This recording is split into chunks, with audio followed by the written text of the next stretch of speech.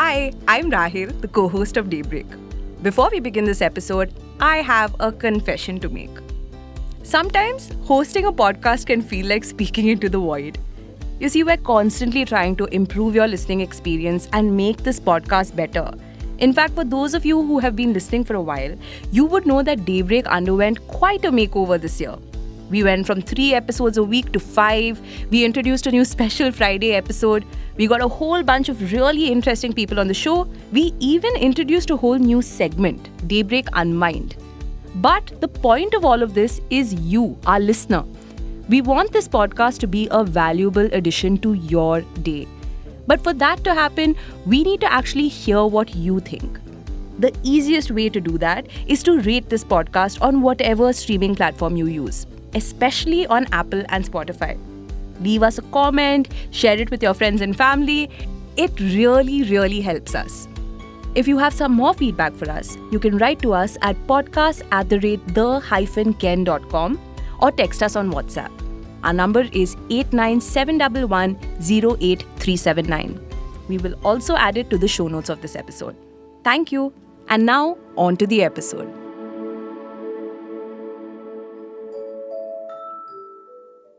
Until a few years ago, taking a loan to pay your child's school fees was unheard of. Taking a loan to pay for higher education? Totally normal. But loans and the kindergarten to class 12 segment didn't really go together. Until now. You see, education costs have been escalating like nobody's business in India. A recent Bank Bazaar report pointed to a pretty concerning trend. It indicated that education expenses could potentially double every 6 to 7 years. At the same time, there is also a very clear increase in the demand for high-quality education. The thing is, parents are not willing to compromise when it comes to their child's education. And for a lot of them, particularly in Tier 1 and metro cities, regular CBSE schools do not cut it anymore. The Ken had previously reported on how Indians cannot get enough of international schools and how even middle-class families are increasingly enamored by international baccalaureate-affiliated schools. Not just international baccalaureate, there are also a bunch of other popular international boards like IGCSE and schools that follow alternate curriculums that are popping up across the country. But considering how the annual fee at most of these schools can range anywhere between 3 to 25 lakh rupees, sending your kid to one of them is no joke. Almost 90% of parents who take that step cannot afford to pay the full fees upfront. In fact, for most, paying even half of the fee in one go is not an option. Take the case of Anurag, for instance. He is a software engineer and he recently relocated from New Delhi to Pune. Now, he told the Ken reporter Alifia Khan that between rent deposits, buying furniture, and all the expenses that came with the move, he had to figure out how to pay for his 6-year-old and 3.5-year-old's education. After asking around and a little bit of research, Anurag told me how he finally found a no-brainer solution, a zero-cost EMI. You know the kind you take up to pick up a new cell phone or a car? So these days, fintechs are offering loans to parents like Anurag. To be honest, taking a loan for school fees was quite unheard of until recently, but now things are clearly changing thanks to the buy now pay later model made popular in consumer durables and now apparently school fees. More and more parents like Anurag are going down the zero-cost EMI route. You see, as the financial strain on the middle-class family chasing elite education for their children grows, some of these schools have started partnering with fintechs like Grayquest, Jodo and Leo1 to come up with these new EMI solutions. Even banks like IDFC and others have jumped into this segment in the last 5 years or so. And thanks to the premiumization of education here in India, kindergarten to class 12 financing has turned into a growth market for fintechs and non-banks as well. But the education space is notoriously brutal. The margins are tight and then there is always a risk of defaults. So the question is, are these fintechs punching above their weight? Welcome to Daybreak, a business podcast from the Ken. I'm your host Snigdha Sharma and I don't chase the news cycle. Instead, every day of the week, my colleague Rahil Philippos and I will come to you with one business story that is worth understanding and worth your time. Today is Monday, the 25th of November.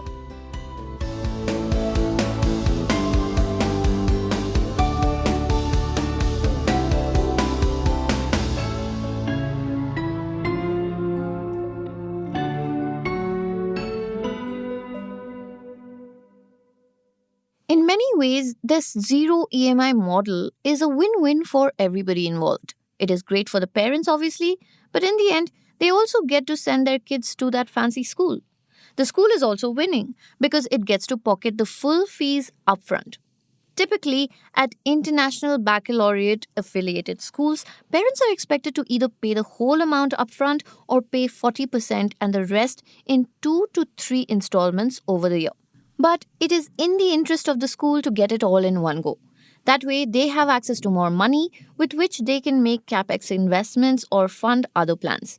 Some schools also choose to reinvest money.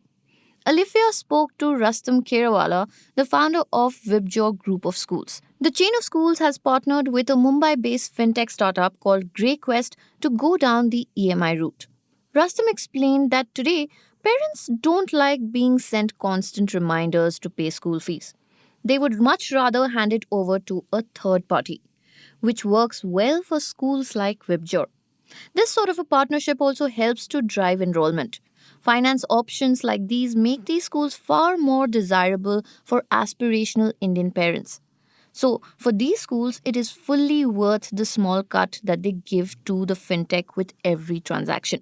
The cut is usually about 4 to 8.5% of the total amount, which is typically also the discount amount that they offer to parents who pay their full fees upfront. But that haircut in the fee is more than compensated for between high enrollments, elimination of late payments, as well as the manpower that they would have to otherwise employ to collect the fee.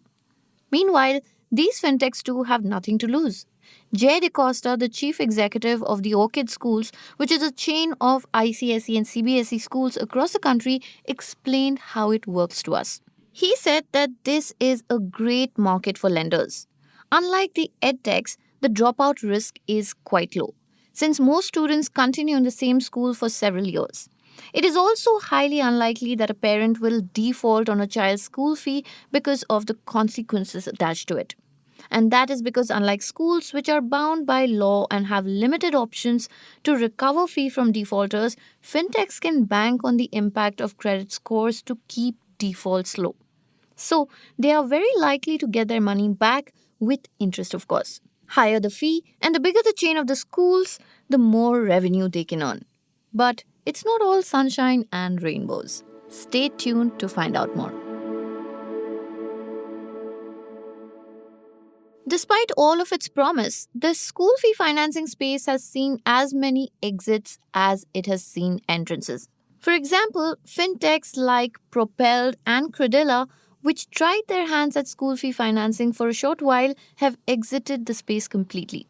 There are other examples too, like Neve Finance, who were one of the first to enter the market.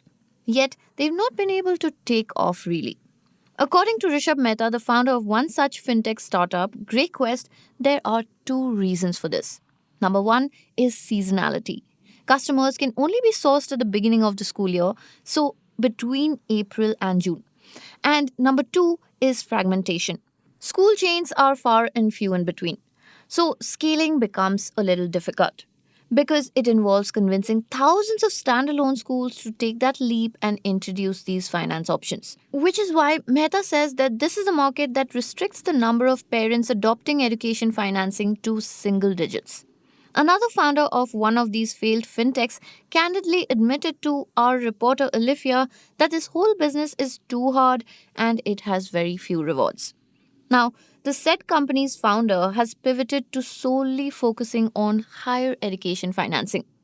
Some of the people that Alifia spoke to told her that the unit economics equation in this business is simple but brutal. On an average, a lender gets 4 to 7% discount from the schools, which becomes the rate of interest on the loan given to a parent. But within that interest that the company charges, a large chunk is taken away by the bank or the NBFC, which is actually financing the loan. These includes the like of Avanci, Axis Finance, and Aditya Birla Finance Limited, among others. So, in the end, these fintechs are left with not more than 1 to 1.5%. And added to that, eventually it's only the schools that are looking to expand aggressively or have cash flow requirements that would be open to these partnerships. So these fintechs have to think on their feet. Just pitching themselves as mere lenders is not going to cut it anymore. They have realized that they need to sell something more. I'll tell you more about it in the next segment. Today, most fintechs, including the likes of Grayquest, Jodo and Leo1, are not merely financing partners.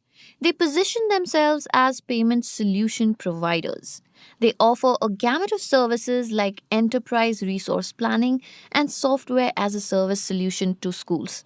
Take Leo1 for example. This Mumbai based fintech introduced a new product recently. It is a student lending card, which, unlike its name, goes beyond just lending. It is given to every student for fee payments, and if they pay on time, they can earn points to be redeemed for offers or freebies. So, like a credit card, but specific to school fees. For most of these up and coming fintechs, loan accounts for a very small percentage of their overall business with schools. Most of their money comes from other payments. Like Jodo offers an online payment suite complete with tailor-made gateways and an all-in-one fee management platform. With services like these, schools are able to take the whole fee business to the next level. They can build customizable fee schedules, manage due dates and late fees, and even figure out a tech solution for reminding parents to pay fees on time. The whole point of all of this is to sweeten the deal that these fintechs can offer to schools. The sell is that they're not only lending partners, but they can also really amp up the whole fee paying process for them.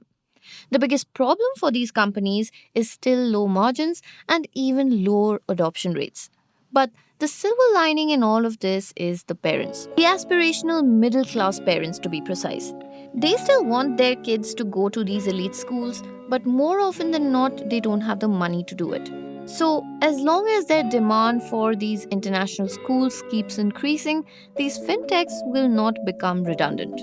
But for now, they have barely scratched the surface of the private school market in India. They have a long way to go.